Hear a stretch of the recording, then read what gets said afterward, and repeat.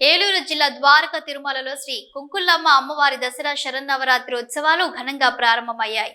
ఈ నెల 12 వరకు 10 రోజుల పాటు ఉత్సవాలు జరగనున్నాయి. ఉత్సవాలలో మొదటి రోజు అమ్మవారు శ్రీ బాల త్రిపుర సుందరి దేవి అలంకరణలో భక్తులకు దర్శనమిచ్చారు. ఆలయ అర్చకులు అమ్మవారికి హారతులు పట్టి ఉత్సవాలను ప్రారంభించారు. భక్తులు అమ్మవారిని దర్శించి ప్రత్యేక పూజలు చేశారు. అలాగే అమ్మవారి ఆలయంలో భవానీ మాలాదారులు అమ్మవారి మాలను ధరించారు. ఉత్సవాల సందర్భంగా కుంకుమార్చనలు, చండీ హోమం నిర్వహిస్తున్నారు.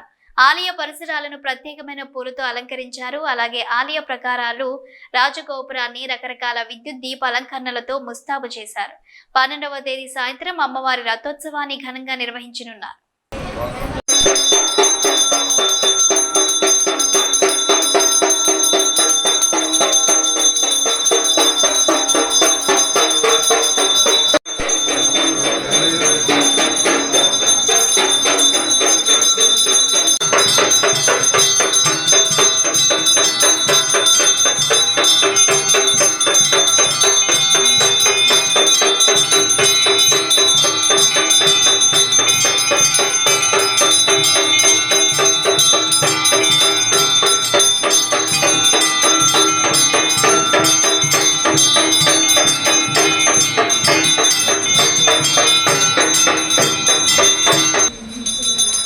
मात्रे नमः।